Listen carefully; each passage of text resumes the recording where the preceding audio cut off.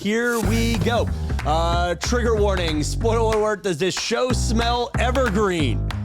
You are experiencing the Super Bowl Sunday. I can't believe you're watching this edition of the Tom Kelly Show. Do you watch the Super Bowl? Do you even care? I don't care, but I'll go to the party. Okay, Shanna Christmas, ladies and gentlemen. Shanna Christmas is here. She doesn't care, and she's at this party. That's right. I did this interview, I guess, January 26th. I realized I'm not going to feel like podcasting in 2 weeks. And we were having a great after show conversation. I said, why not just record this and not have a genuine one-on-one moment at all? Hey. Are you in that? Like, do you hit that point where, are you always on as a comic? Oh, by the way, stand-up comedian, her book, You Ain't Nothing But a Bitch with a Wig On. If you have a friend who is a frontline worker in OT, PT, nursing, activities director. Yes, or even the little cafeteria worker at the nursing home. They've all got it, yeah. This is the book. This is the gift book for them, which you can buy at nothingbutaBitch.com. No. Nothing but a bitch book. Who has nothing but a bitch? I don't know. We'll have to look them up later. So, Super Bowl. Oh, actually, here's what. Do you turn it on and off? You seem to be pretty much in between. Like, what do you mean? Like, I found when I met you at the Butterboy comedy show. Yeah. After the show, you were kind of up, but you were selling the book. Yes. I thoroughly enjoyed meeting you here in my apartment. Yes. You seem to be not too much higher energy when we're recording than when we're not. Oh. Where is the real Shana? Somewhere energy-wise, yeah? Oh, my gosh. Energy-wise? I mean, when I have to engage, I like talking to people. Yeah. So I kind of get... Because you worked in healthcare. I mean, I got the vibe here. You seem like nice, happy. Yeah. I'm the fun athlete. I'm the fun one to come do therapy with. Yeah. Yeah, I'm trying to sell it. Okay. Because everybody in those places are really sad and depressed anyway. So you're like, hey, come hit a balloon volleyball at somebody. Let's go. See, like, I find some comedians are, like, really up when they're on stage, and then they're, like, borderline suicidal off stage. You seem to be more medicated. I've been to therapy. Have you? But just recently. I think that Wait, I love that you're in therapy. Dr. Cheryl, Mondays. It's in fact, I want a podcast from therapy, but I know my therapist won't let me do it. Well, I used to go on Wednesdays via Zoom, but I feel like I've been kind of... I know when I need to be around people, and then when I'm around them, I use a lot of my energy, and then I go home and kind of be quiet. Did therapy help you with that or no? No, I was always like that. What drove you into therapy? Oh, just depression. Just pandemic-related stuff? PTSD and depression and low self-esteem and, like, why does everything suck and all this kind of stuff, you know. So it's funny. I found I went into therapy with a list of problems. Yeah. And they were all work-related. Yeah. And then 2020 came and took care of all of those. Right. And then I just found I had a whole second list of problems right behind that. Oh, oops. Yeah. It was like, well, thank you, God, for crossing off work stress. Yes. Now it's I don't have a job stress. Mm-hmm. And then it's like, oh, and I hate myself. Yes. That's why I went. I hate myself. Really? Mm-hmm. I find that hard to believe. See, most a lot of people do. That's the problem. And it also came up on the last episode, which aired about 3 weeks ago. You're tall. You played volleyball, but not pro in college. And people mistake you for Britney Griner, and you don't find that nearly as charming as I would if I were. People mistaking you for somebody you don't look like at all. You know what? I wouldn't mind. So you tell everybody again who you think I look like.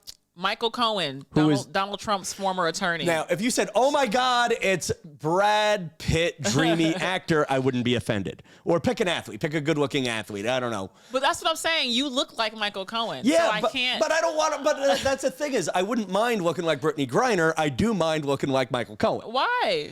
Well, I mind looking like Britney Griner because we don't look alike. No, I know you don't. But if I felt I had to look like someone who I don't feel I look like, and actually, let me look up Michael Cohen. Michael Cohen kind of looks like you. You got your jacket on. I do not look like that man. You kind of do. I do not look like that man. Hang on. Well, he's testifying in court, so he looks sad. Okay, so I'm going to look sad for a minute. For those of you watching on YouTube, I mean, he is wearing my colors that I'm wearing right now. He is wearing the same. To his credit. You look like right here a little bit. Okay, wait, hang on. The smiley picture? Smiley one. I'm screen capping that so I can mark it. This one. You think I look like, oh my God. A little bit.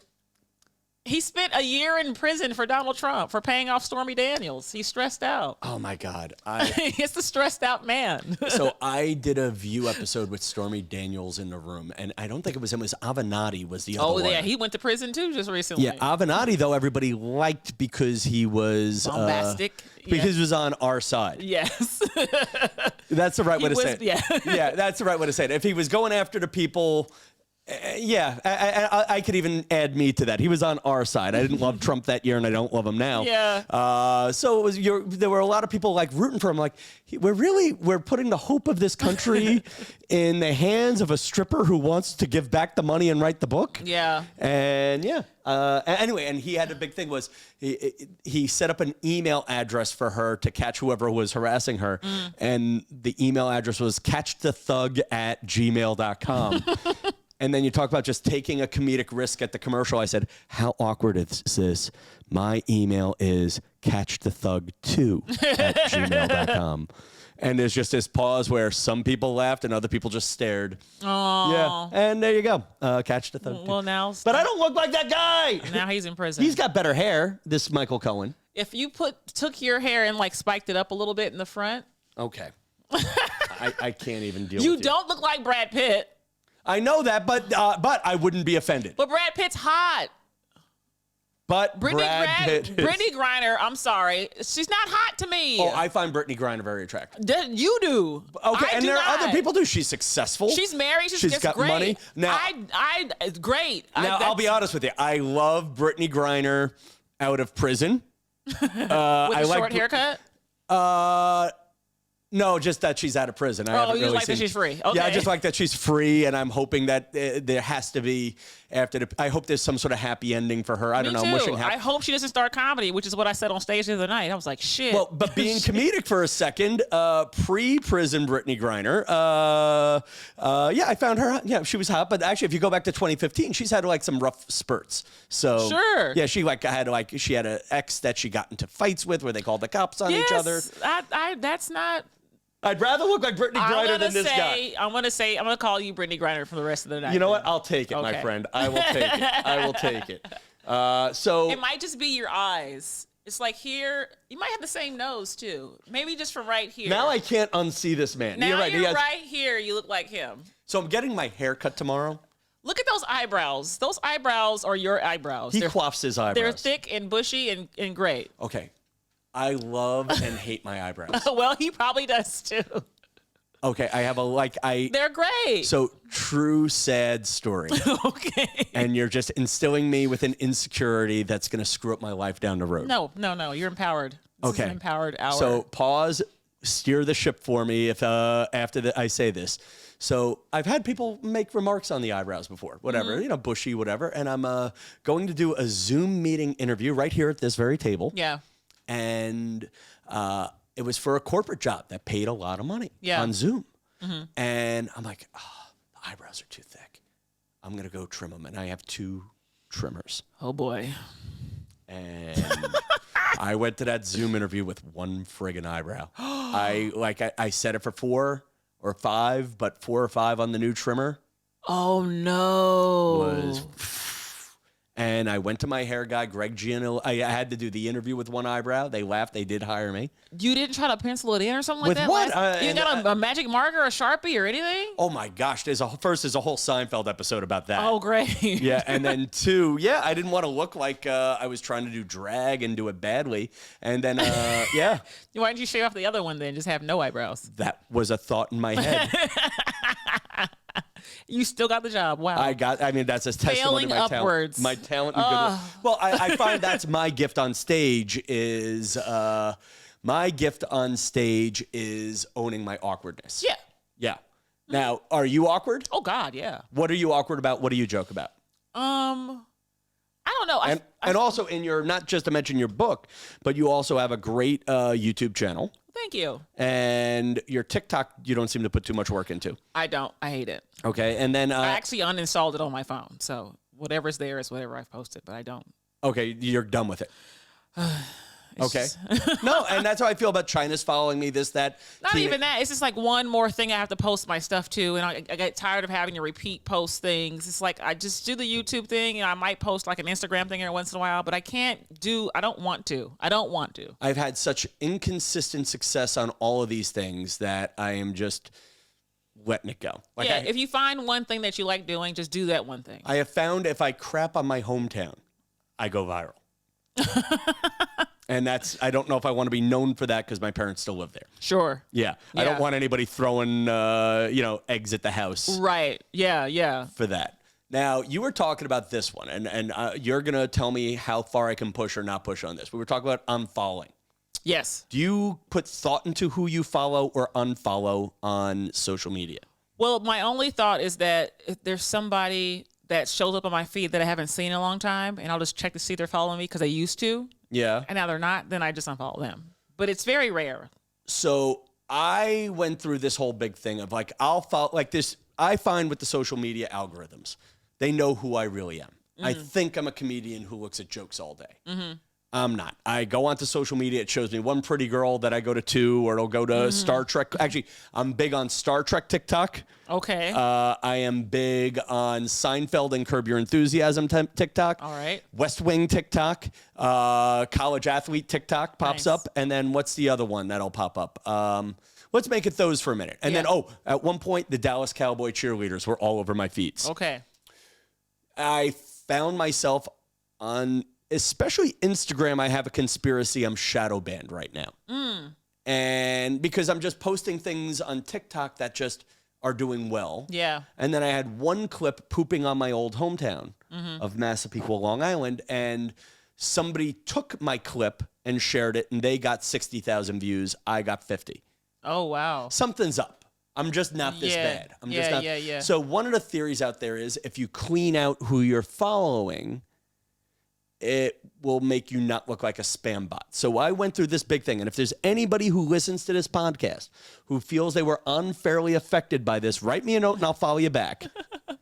But I basically just started going unfollow. And if I clicked the unfollow and it said follow back, I then followed them back. Because I didn't want to unfollow people who were following me. There's a way you can check, though. How? You go to their page, and then it'll click on followers. Okay. And then it'll, go to somebody's thing. Actually, I'll Here's tell my you. friend Crystal's page. So you see where it says following? You click following, and you'll pop up if they're following you.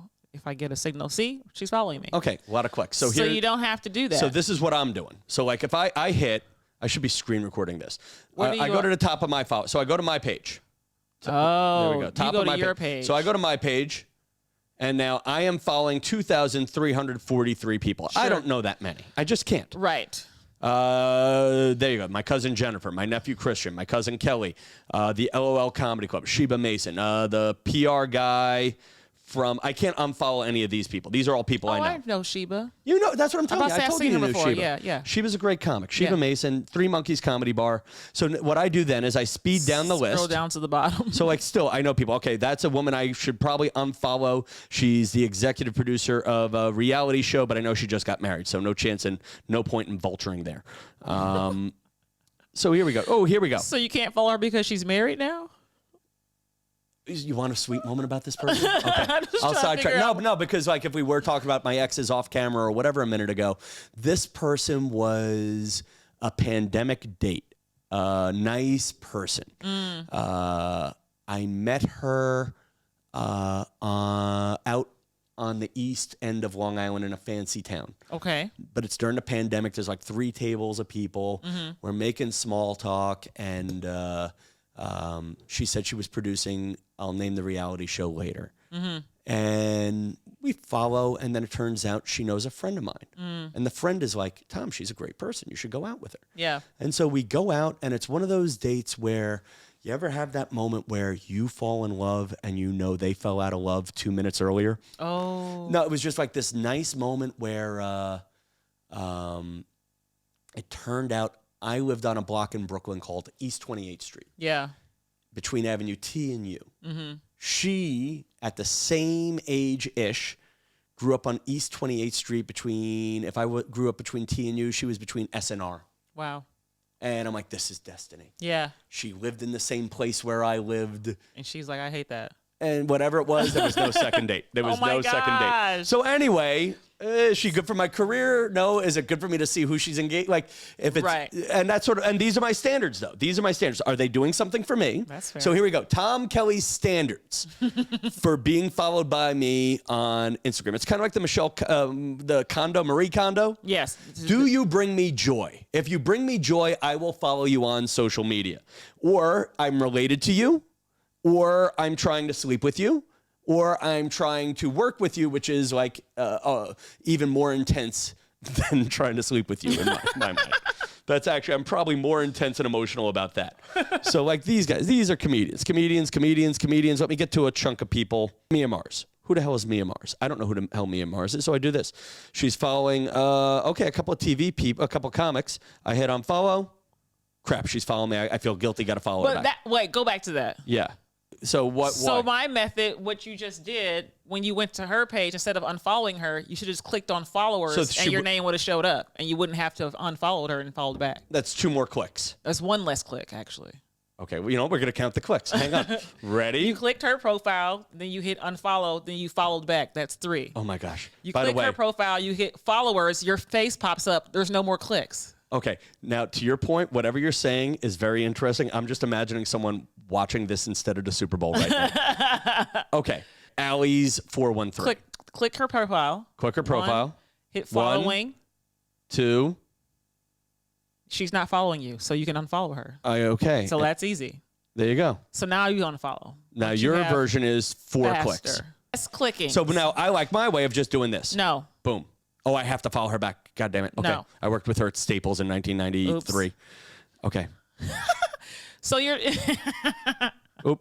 you're there. He's following me, so I can't unfollow. So you don't have to unfollow. See? Okay. That's 2 clicks. Okay. Now I like my way though. You just like your way, even though it requires more steps. Like here we go. Because now you look crazy. They're gonna see that you followed and unfollowed them on their thing. They get a notification that you followed them. Yeah. Okay. Judy Carter comedy. She wrote a book about comedy. Click Judy Carter's name. Now I like my way. Unfollow. And this is what I do then. So my way is I click follow that.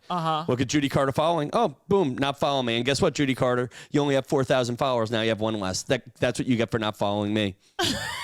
Take that, Judy Carter. So my way, 2 clicks, but I feel guilty and there's mistakes made. Your way, 4 clicks, no mistakes. My way was not 4 clicks. It was 2. You click the profile, you click following. If you're there, you're good. Rachel Emerson. Click following. 1, 2. You're not being followed. Okay. Bye-bye, Rachel Emerson. But I lost. Okay, there we go. Coach.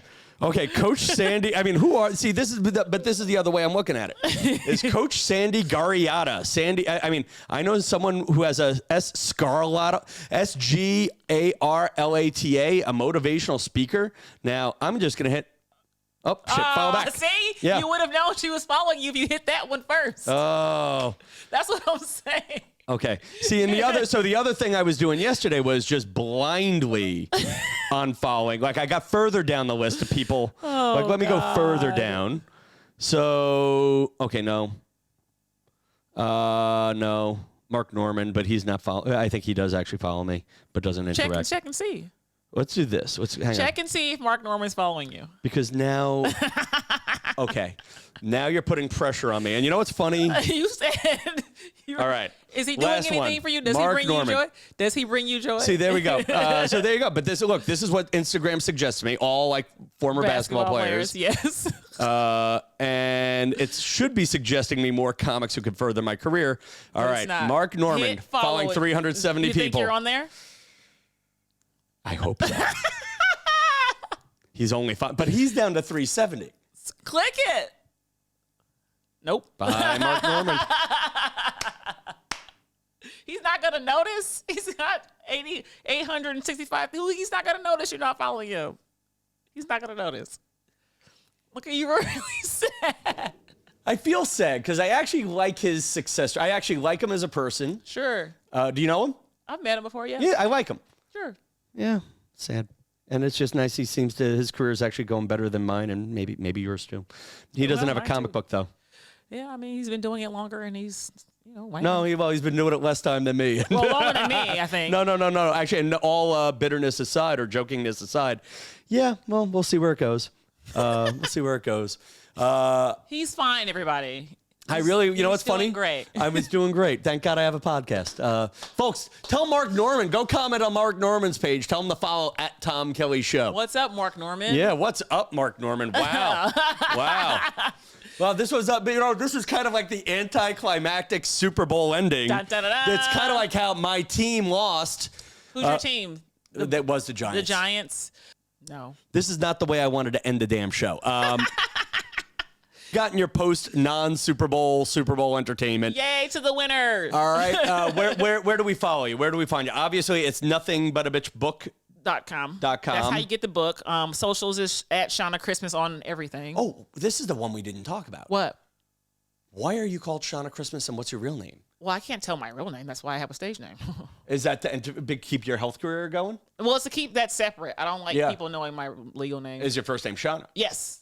Okay. The last name is a stage name because I was born on Christmas. It's my birthday. Is that the best or worst birthday in the world? It's the worst. Why? Because you have to compete with white Jesus. Okay. Can Black Santa keep up with white Jesus? No. Some people don't even think that Santa's black. If you watch Fox News, they're like, Santa is white, kids. You remember that whole thing? People get real mad about that stuff. So I am torn on the whole white Santa, black Santa thing. None of it's real, but to be so dug into it. For the sake of a podcast, for the sake of creating content, I think Santa should look like whoever's paying for the gifts. Sure. That's Mom my and feeling. Dad. And I made a thin line when all my nieces and nephews were younger. They were like, oh, Santa left something at Uncle Tommy's house. Santa did not leave anything. This is from Uncle Tommy, and you remember this when I'm old and I need my diaper changed. I did an episode of my YouTube thing where Pat Bev, who plays basketball for the Lakers, literally told his kids, Santa's not real. I bought those gifts. I want my credit. And I was like, is Pat Bev my dad? Because that's what I got. Was that your dad's move? Oh, yeah. We knew there was no damn Santa real early. Yeah. But now there's like a lot of hate on Christmas because it starts right after Halloween and people are just like oversaturated. Oh, I think so. Yeah, they're tired of hearing Mariah Carey. They don't want to hear it for 2 months straight. So by the time we get to Christmas, people just like hate it. I get where they used to do it. Christmas, growing up in a slightly ethnic Italian family, was decorations went up after Thanksgiving and you took them down after 3 Kings Day, if not Martin Luther King Day. Sure. Yeah. Yes. Now, when you shift it up, I get why people are shifting it up because it makes money for people. Of course. Nobody. The joke I used to have about 3 Kings Day was I wanted to celebrate 3 Kings Day with my family because you could get the gifts on sale if you start shopping on the 26th. Right.